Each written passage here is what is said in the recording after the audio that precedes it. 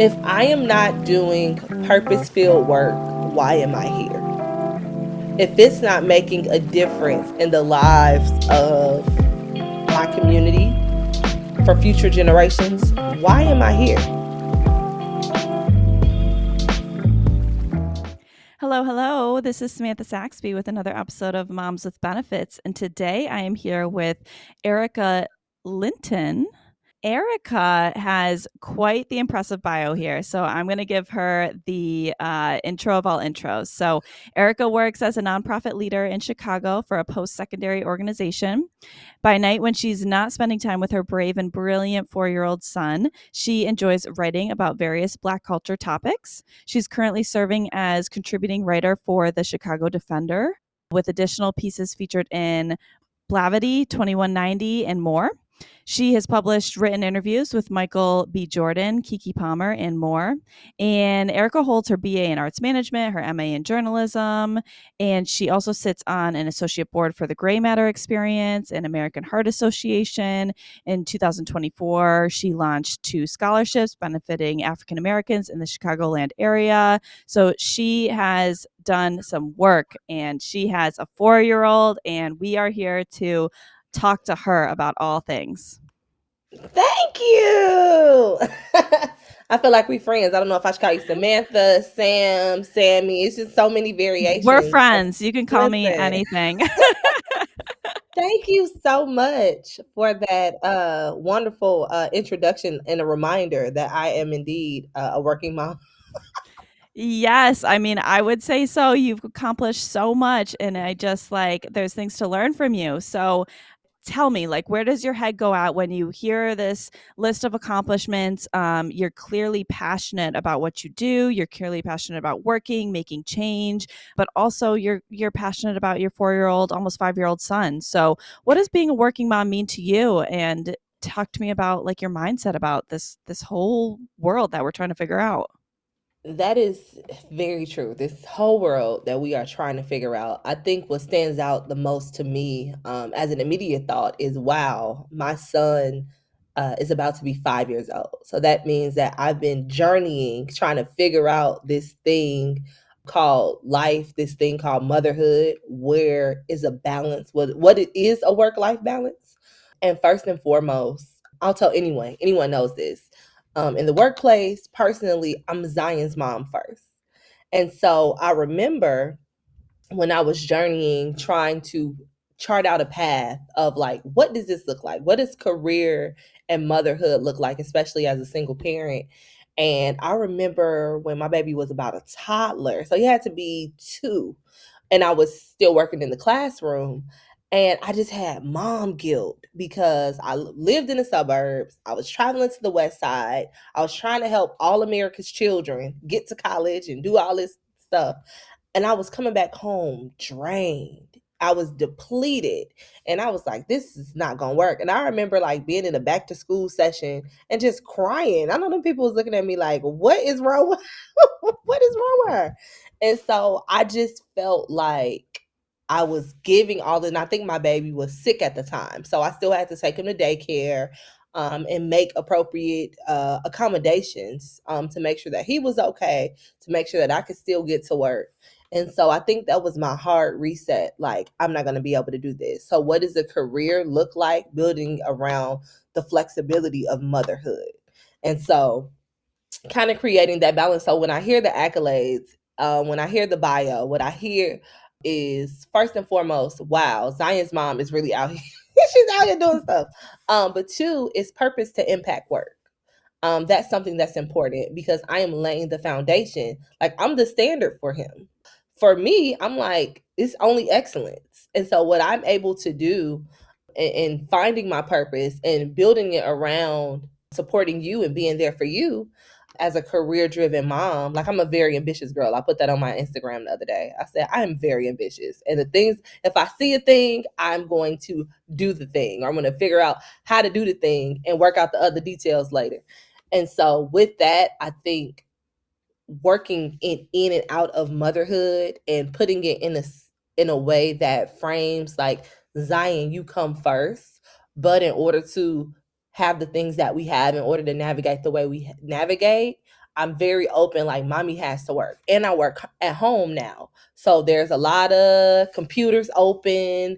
There are a lot of things. And so now that he's getting older, it's like, well, mommy, why are you always working? Sometimes I'm not working. Sometimes I'm watching TV. Sometimes I may be like writing an article, or in other times I am working. But in order for you to go to Target as often as you're able to go to Target, I got to work. So Gotta pay for those Target bills. listen, yes, I know that was a lot. No, no, that was so wonderful, and there's so many things that I pulled out of that. So, first I heard you're Zion's mom first. Love that. It was so beautiful when you said that you listened to the bio and your thought was, "Wow, Zion's mom is amazing." And it really does feel like, wow, that is your frame of mind. Like, I am Zion's mom first, and so all of this work and change, this purpose to impact work, as you called it all comes back to the mission for your son, and to show them who you are, who you Yeah. can be, your values, it sounds like. Real quick, before we dive into the purpose to impact work, you mentioned mom guilt.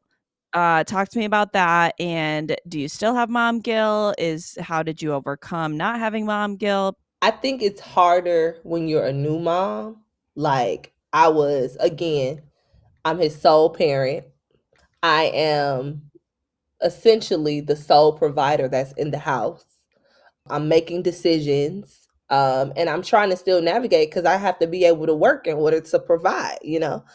I think it's very, very hard on any new parents, but this is also my only child. So I'm learning how to be a mom. You learning how to be a baby. We learning how to coexist together. Like there's this dynamic that is, and then at the time, I was still living at home with my parents because we were coming out of. So when he was 2, we were coming out of the pandemic, and so by then I'm like, I got to get out this house. I got to find somewhere else to live. I cannot live with these people no more. And so I think it's hard when you're trying to find your own ebbs and flows, especially in motherhood. And so for me, again, distance was the first factor. I worked in the south suburbs, I worked on the west side. I had to get up. So if I had to be at work at 7:45, that meant that I have to start getting ready at 5 so that I could be out the house by 6 to drop my baby off by 6:30 and then to get to the west side because of the commute. I would be pulling up by 7:30 because I didn't like to walk. I don't like to walk right into work like as soon as it's starting. That was its own thing. Getting to work, doing all of that, like working with students, and it did bring me joy. Like I loved my students. They were my first kids, but then I had to get home. So then my commute home was 2 hours. So that means that I'm dropping my baby off to daycare at 6:30. I'm not if I get off work at 4 o'clock, I'm not getting back to him until 6 p.m. That means the whole day he has spent at daycare. And we maybe get an hour of bonding time together because you're on a sleep schedule. And so, where am I able to bond with this baby? Where am I able to build a connection, to see what his laughter moments are like, to see what is frustrating him when he's trying to figure out certain things? And so, that was something because I had already envisioned what kind of mom I wanted to be. And so, seeing it play out in real time that I was not being that sort of person, I think that's what really, really ate me up inside. And it was Mm. like, okay, this is not what I imagined. And so I'm always about ingenuity. And I'm like, what can I reimagine? What is in my realm that I can reconstruct in order to get to the goal that I know that I wanted to attain? And so I think the straw for me was being in that professional development session and knowing that my baby was sick. And I'm like, I should be home with him. Like I need to be home with him. But instead, because there's a duty that I have to fulfill, and so that's when, from that point on, I was like, I got to find something else. Luckily, we're in the day and age where remote work was real. So I was like, I need to find something hybrid or something remote just because I knew, like, again, as his lungs were developing, as he was growing, right? And then common colds in general, right? Kids still get common colds. So just being able to say, like, okay, I'm available or I can work from home today because my son isn't able to go to daycare. I think I just had to seek out opportunities to relieve the mom guilt. Because if I'm at work knowing my baby's sick, I'm thinking about him. I'm not doing work. My mind is I should be there. I should be making him chicken noodle soup. He should be able to cuddle with mommy just to be able to do the things. And so it was more about Arika finding a job because I'm still in the same kind of purpose to impact work in this sort of career, but it was about finding a position that would allow me more availability Yeah. for him to relieve some of that mom guilt that came with the kind of mom that I named that I wanted to be years before I ever became a parent. So you really knew the vision of the type of mom that you wanted to be, and the mom guilt came in when you felt like this ain't adding up, like the math ain't Exactly. mathin'. The And math was so not math. and so you then I love that, you basically was like, "What can I control? Like, what's in my control so that I can put the puzzle pieces together to make this work for what my goals are?" It's so much I can't control, right? I can't control, like, I didn't envision being a single parent, but here I am. What I can control is how I can show up in this realm. I can control seeking out opportunities that would allow me to ease into my day and not have to wake my child up at 5 a.m. so that he's the first kid there and the last kid picked up. No, that wasn't going to work for me. And so let's dig in deeper to being a single parent. Where does your mind go? Because my mind goes to, damn, like that is hard.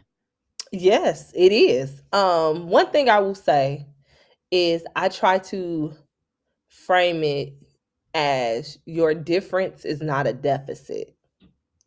Just because you may not have the same structure that another person has, just because you may not have the same dynamic that another person has, you don't lack in love. And I laughed and said it earlier, but my parents have been an amazing support system from the moment I told them I was pregnant. My sister, Zion's godparents. There has been an amazing village. And then I've been blessed to we talk about mom tribes. I know like there are a lot of articles surrounding like mom tribes. I have a solid mom tribe. And I think what makes us so solid is the fact that we all want our children to be lifelong friends. We all have an envisioned like purpose and we like each other as women too. So that's always a help. It's like, you cool actually too. So we're friends for real. My village has been my saving grace.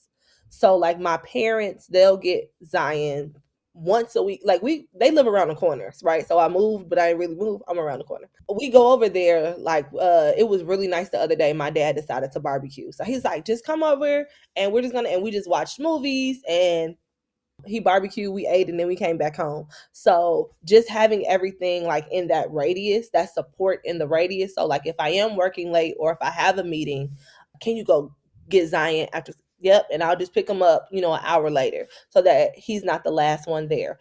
Having just again my sister lives in the home with me because it was important to her. She was like, I want him to know a two-parent household. Now the two-parent household doesn't look the same as somebody else's, but he knows that there are people in his life, in his home, that support him, that encourage him, correct him, and give him the proper guidance that is needed in order for him to succeed in this world, right? I'm a single parent, but it really is the strong village for me that has been my saving grace. And I say that because I understand that there are a lot of single parents, because everybody's single parenting journey looks different. There are single parents that co-parent. There are single parents that have zero help. There is no village. It really is on them. There are single parents where the parents are friends. I am grateful and I'm thankful for the village because they are my sanity. So like he'll get together with my parents, they call it buddy night. So he'll spend a night once a week. That's my little break. I have friends who will say, hey, like I'm taking my son who may be the same age as Zion to the arcade. Like he can come with us. So it looks different and it really does provide me with little breaks of sanity because I trust them. Because I really don't let him go anywhere. So those like four people that he goes places with, it has been valued and trusted in the circle. So that village is a key component of single parenting for me. And so, as the sole provider, that feels like a whole other set of challenges. And so, how do you tackle that? How do you manage that? Well, as you can see, I am a woman of many hustles, okay? So you have to, and I will say this. So while I am a single parent, my co-creator of life, that is what we refer to him as, he does pay child support, and he does pay half of daycare. And he is only, by the time this drops, it may be different. But for the time being, he is only obligated to be in his life financially until that changes. That was his own mind-boggling process that I had to go through therapy for, because I just really didn't understand. I was like, as much as I ride for these men, as much as I do this, like, how could that be happening? But I had to understand that that was more about him and less about me. And so I had to get through the processes of anger to really understand, like, girl, relax, relate, release. It is not about you. Your son is whole, your son is healthy, your son doesn't even know what he's missing. He doesn't know because he has so much love around him. And so when my therapist helped me frame it like that, like, your son, he has no lack. You literally said, like, you are putting into him, there is no deficit in your difference. So if those are the words that you are affirming in him, let it go, so that you won't stifle, like, your growth and development as a mom, but as a woman too, because sometimes we hold on to those things. Being a sole provider just really meant, like, there are things, as named earlier, that I envisioned for this motherhood parenting walk. There are certain things like exposure. Exposure costs money, okay? These pop-ups, clothes, these opportunities, it all costs money. So what does that look like? And so being able to really, like, tap back into avenues of my creativity. So during the pandemic, that's when I went back to get my master's in journalism. And then when I did it, I was like, okay, but what I'm gonna do with it? And so I come from a creative background, and I was like, okay, it's time for me to get paid for this skill set that I just attained. And that's how I started writing. And I just started submitting articles, and I just started connecting. And then I realized that I liked it. And then I was like, okay, what else can I do with this? And then last year, I had like 5 jobs at one time. And it was crazy because, one, I had to step back, because I'm like, okay, I am stretched way too thin. And at this point, it's not about providing for Zion, it's more about, like, you. So you have to look at what's in, again, that locus, and step back, because now you're too busy. And where is the bonding time? Because you said you were doing it for him to provide better, but, like, where does he fit into all these jobs? Because I ended up, so I was still writing for a variety of publications. I took on a job as an adjunct professor of communications. I was doing, social media management, and then my full-time job. So it was 4 jobs. That's wild. It is wild. It is wild. And something in my head kept, I was like, oh, I can do this. Oh, I can do this. This is not too much. And my plate, I just became so overwhelmed. Hmm. And again, it's like that thing, going back to your original question of, like, what does being a sole provider look like? For me, it looks like I'll never be broke. I'll never be broke. My child will never know some of the things that I even had to know growing up. Just that money, money, money constantly, constantly Yeah. coming in, constantly flowing. And then I had to take a step back and was like, ooh, this is not good. It's interesting that you had characterized yourself as ambitious, and then, it feels like you double, triple downed on that ambition in the way maybe you knew how to do that, right, through work, and then you had the self-awareness to be like, this feels a little off kilter, and so, like, how do we adjust? And I think that's a beautiful, like, story, because it feels like that's motherhood, right? Like, it always feels like children, family is on one side, and then work, ambition, goals is on the other side. Mhm. And so, yes, they're connected, but it does feel like this push and pull, and it feels like some seasons have like a stronger skewing towards one side than the other, but it all comes back to like reflecting on what's right for you and your family and your goals. And so it's a great example that you just gave. Thank you. Yeah, had to learn just because I think at the end of the spring semester last year, I was like, ooh. And literally on the last day, I sent an email to the chair and I was like, I'm not going to be able to do this. And then the college that I was teaching at was on the other side of town. My commute is doubled. The same thing that I came home for, I ended up thrusting myself back into it. I think sometimes for me, I operate, and if I don't do it now, I'll lose the opportunity. And so I had to shift my thinking too, because you cannot pour from an empty well. You can't. Like, what am I'm supposed to be giving to my child, and I'm depleted. Mm-hmm. I'm done. So I'm coming home and I'm plopping on the couch, and we still not bonding. We're still not. Yeah, that was going to be my question. So, like, how did you recognize that you were depleted, is the word you use, but like, how did you recognize that, like, the balance, or there's no such thing as balance, but that it felt like off kilter? Honestly, my sister, she was like, "You doing too much." Mm. And because I value her and I value her words, and she was like, "You making good money." But where, like, yes, you were able to give him this real nice birthday party. Yes, you're able to afford certain things that you may have not been able to, do before. And I know that you love that. I know that you love that. But where does the one on one time come in for Zion? Now, you naming all of these things. Now, y'all going to Target a lot. You buying a lot of things. But where is that balance? And then you start to see him long for stuff, longing for mommy one on one, long just to be. We don't have to be doing a thing, but just to be. Also, I had to. This is where I learned Zion's love language. I just wrote an article about this. It's parenting according to your child's love language and not according to your own.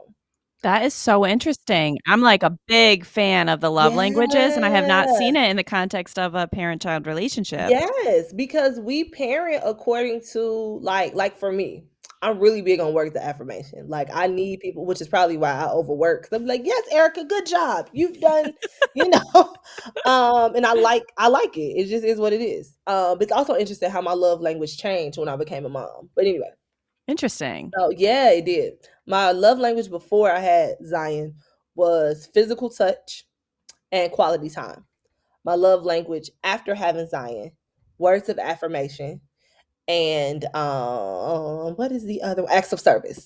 Wait, this is so funny. I don't think I realized it until right now that mine have changed too. I was Of big course words of it has, affirmation, and now I'm like acts of service. Like, because I please, need you to do the thing. yes, I don't need to run the ask you. I errands. need, yeah, Yeah, like do the do the thing. laundry. Yeah, Like, and then tell me I'm doing a great job as a mom, okay? yeah, yeah, yeah. So yeah, I think that we have to lean more into just again, like motherhood, yes, but womanhood. Like we Yeah. shift, we change, and we're lying to ourselves if we think that we don't. To that point, I've affirmed Zion since birth. So when I give him a compliment, it's more like, oh yeah, yeah, yeah, I know. Like I'm very smart. He don't need words of affirmation. Zion is a helper. So he gets his through acts of service. So if I say cook with mommy, clean up, like he loves like sweeping and mopping because it gives him something to do. And so he likes, like, we got the little vacuum thing. He'd be like, oh, no, no, no, I will get it. You go do something else. But he likes that. He likes being of service.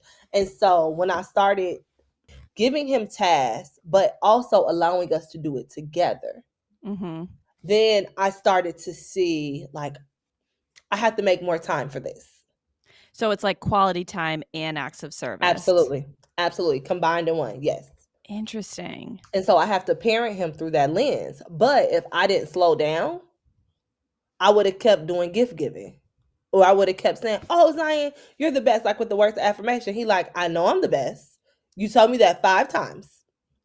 Let's do something together, or let's just sit and watch Bluey or Paw Patrol, or take me," or like we started implementing these ditch days, right? Because I do not subscribe to perfect attendance. I don't care, whatever. It's not real. If I have wellness days, so should my child. So we started doing like these mommy son ditch days.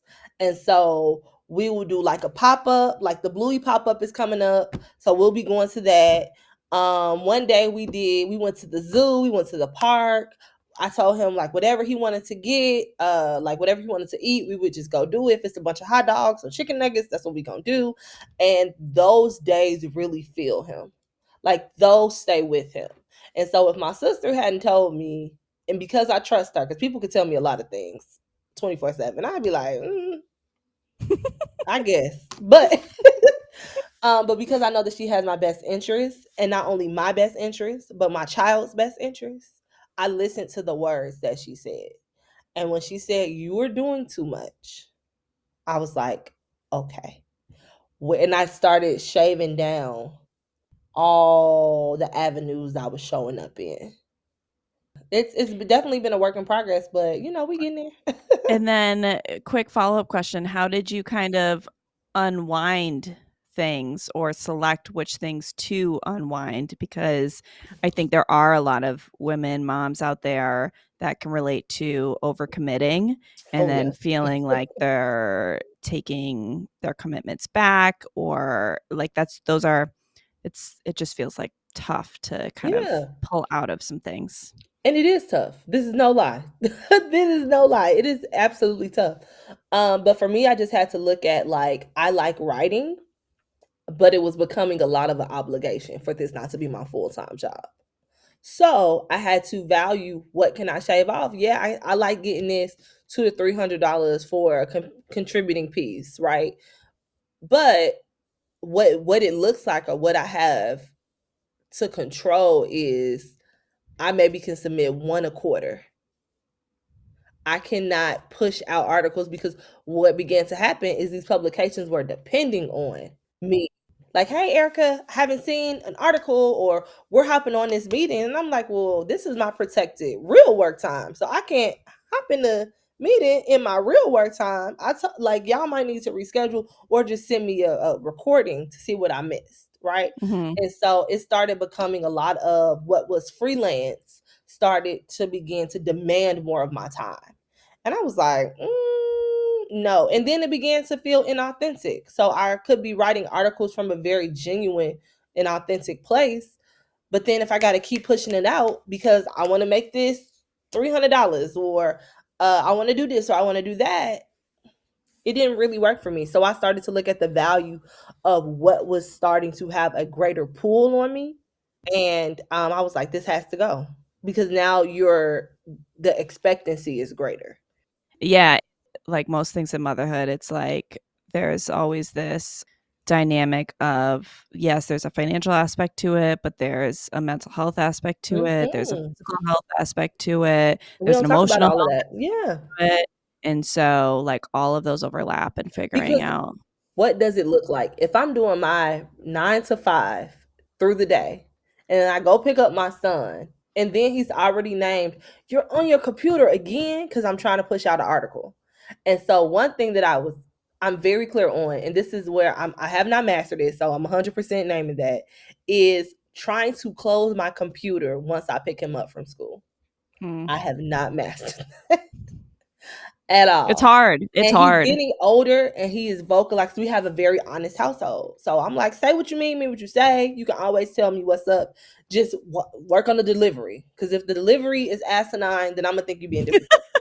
But always tell me. I don't want you to ever like hold in something. He'll be like, "You're on your computer again?"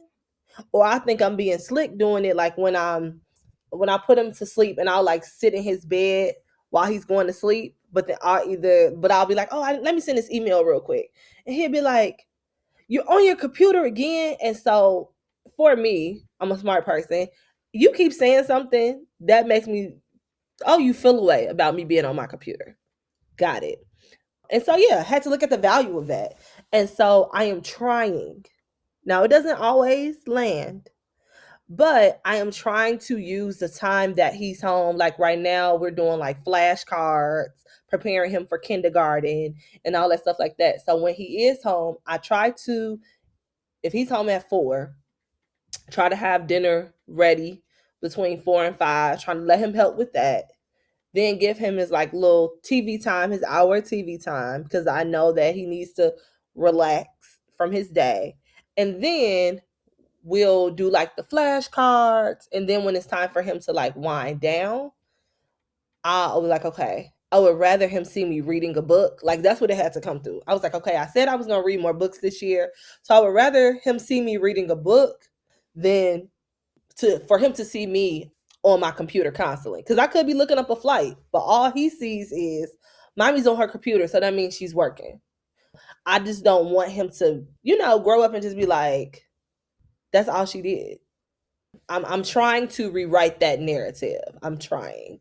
Okay. Yeah, no, it's hard to do. It's hard to do. Yeah. So let's dive into, I want to make sure we save time for the purpose to impact work.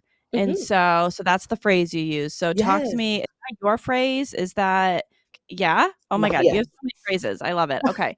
So purpose to impact work. Love that. What does that mean to you? Where did that come from?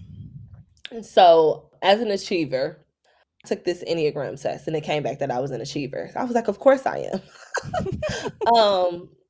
If I am not doing purpose filled work, why am I here? If it's not making a difference in the lives of my community for future generations, why am I here? I realized early on, probably about 7 or 8 years ago, that I want to do work that makes a difference. I want to do work that is impactful and that people can come back years later and say, because of my interaction with Arika Linton, my life was made better. Or she presented an opportunity that I didn't know about, whether it was a scholarship in the classroom, or it was helping kids prepare for FAFSA, or it was just accessing more like culturally responsive teaching for teachers, just providing you with curriculum that helps enhance your classroom experience. And so that was the first part. It's like if I'm going to work and I'm going to work hard, I want to do work that fills me. So, like, you've always felt like that, or was that a change post motherhood? That was a change. So I worked in the creative arts field for like 9 years. Moved out to LA, moved back home because I was like, I miss home. And it just wasn't working for me. It just wasn't what it like turned out to be for me. And so when I came home, my mom was like, well, we don't do couch potatoes here. She was like, always been doing something. So, and then she said, even in entertainment, you still mentored, you still would volunteer for opportunities. So she was like, maybe you should consider a career in the education field. And so she had connected me with a person that she knew. And from 2017 forward, it has been that. It has been I worked in education 5 years, and then I shifted to nonprofit education. And so, yeah, it was when I came back from LA. It was if I'm going to make this full pivot, it has to make sense, and I want to do work that is impactful. Not to say that the work in the entertainment field is not impactful, but for Arika, what's true for Arika is I want to make a real difference. I want to really be an influencer and affect positive change in my communities, because so many people, they attain success and then they move on, or they bring something to the community and then they move on. And so for me, I'm like, I want to be in it. I want to be in the, and I would still be in it on the school side of it if I wasn't a parent, because just I just had to look at the value of like what was true for me, and I needed to show up as more, especially as a single parent, for my son, and it just didn't work for me. So it wasn't, yeah, it's been about 7 to 8 years that when I really shifted like what I wanted to be known for, what I wanted to do in my city. And I just sought out opportunities of connecting with people, that even with the scholarship, like this year, on my birthday, I turned 33, and my friend has a nonprofit in the city. And I said, hey, for my birthday, I want to do a scholarship that benefits Black single mamas. And so she was like, okay, well, what we gonna call it? And I was like, Black Mama Dreams. I don't know. And so we created, and I literally said it is for whatever you need, right? If you need groceries with this money, use this money for groceries. If you need it to pay for a LLC, use it to get it. If you need a website done, if you want a photo shoot with you and your babies, use it for whatever it is that you want to use it for. It is funds for you.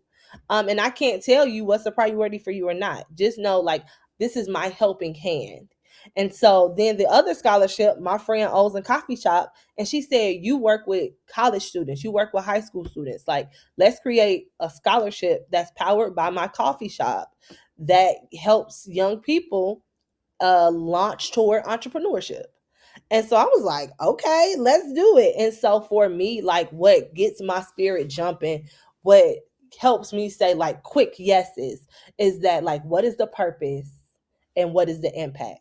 If the purpose is to create access and opportunity, and the impact is for us to birth future leaders through this work, sign me up. That is beautiful. Oh, Like the thank purpose to impact work. Truly, like, yeah, I feel like that needs to be like an entire movement. you. I'm sign me up. I'm here. Yes, let's go. But I think we all are. Even my friends that are like stay at home moms, right?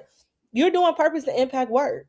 Like, you are literally putting yourself in a position to say, because most of my friends that are stay at home moms, they have degrees. They're not just like, oh, I'm just be at home.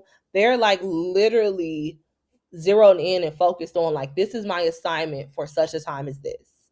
I want to make sure that my availability is here for my children, especially in the child rearing stages, like those primary stages. And then it shifts again, right? I would love to talk to a teenage parent that's a stay at home parent, because it's a different type of demand, right? Mhm. And so I think for me, we're all doing it, whether you are getting up and clocking in at a job, or your job is to make sure that your children in your household are cared for, are loved for, like, that is your Yeah. assignment. Like, you're still doing purpose and impact work, because what you're laying the foundation for is real. And Yeah. so they're going into this world like super prepared. 100%. All moms work. Some Yes, moms just get paid, listen. basically. Wrap up question. For the single parents that may be listening right now, what would you share with them? One, find a solid mom tribe. I have the mentality like this. If we will shoot our shot to a guy in his DM, why not shoot your shot in a mom who you see doing the thing and say, hey, girl, I see you. I'm inspired. I'm looking to create my mommy village. Our kids are in the same age range. Maybe we can arrange a play date at the park. It's about to get nice. So this is perfect, like, low touch opportunities. Like, you don't have to come to my house. You don't have to. We can go to the park. We can meet up at a play space. Especially in that toddler age.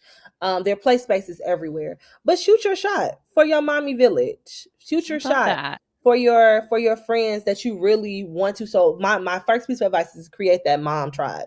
It is a saving grace. And be okay with everybody won't fit in your mom tribe. Like, everybody won't mom how you mom. Everybody won't, parent how you parent, and that's okay. Right? We have many different journeys on that. But yeah, shoot your shot. The second thing I would say is, which is something that I am still learning, is creating that boundary for self-care. We tend to over. I used to get offended when people said to me, "You're more than just a mom," and I'd be like, "What? I am a mom," and they'd be like, "But the things that you love, don't you still love? Like, don't you still like going to the museum? Don't you still like?" And I'm like, "Yes, but I'm a mom. Yes, still make time for that, because that's still in you." So purposely finding opportunities to curate the joy that was there before you became a mom. And even if that joy looks different, right? You're like, okay, well, it's actually more important for me to get a facial or a massage than go to the museum. That's fine. But intentionally curate spaces for joy that feel you so that you can go back replenished for those beautiful babies that you have. So yeah, I think creating that mom tribe, carving out opportunities to curate joy, intentional joy for yourself. And three, I read a lot of blogs, like parenting blogs, homeschooling blogs.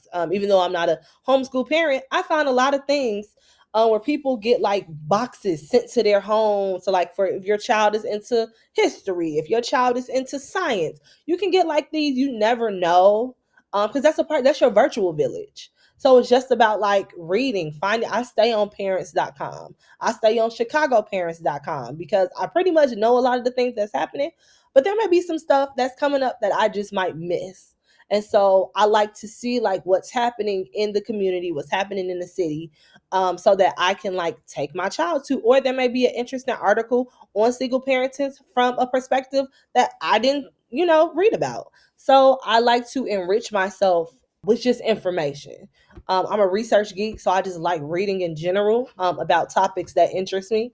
So yeah, those are the three things. So shoot your shot with your mom tribe, create your mom tribe, intentionally carve out and curate spaces of joy for you that feel you as a mom.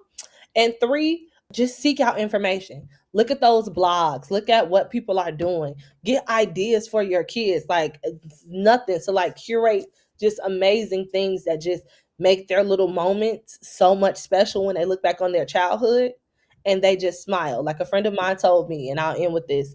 You could say a lot of things about my son, but what you better put in front of it is that if he's spoiled, he is a happily spoiled child. If he is smart, he is happy and smart. So as long as you throw happy in front of it, I'm cool. Thank you so much. Those are wonderful, wonderful tips. And we really appreciate learning a bit about your story today and learning how you are tackling single parenting and all the work, purpose to impact work that you are doing. So thank you again so much, Arika, for joining us. Thank you. If you are currently expecting or just looking to plan ahead, check out perkyleave.com to learn more about your leave benefits. Moms with Benefits is chasing financial and emotional stability for motherhood. If you've resonated with any of the stories from our moms, we'd love for you to give us a rating and quick review to help spread the word. You'll also find Moms with Benefits on Instagram @momswithbenefits.org. Keep going and keep growing, Mama.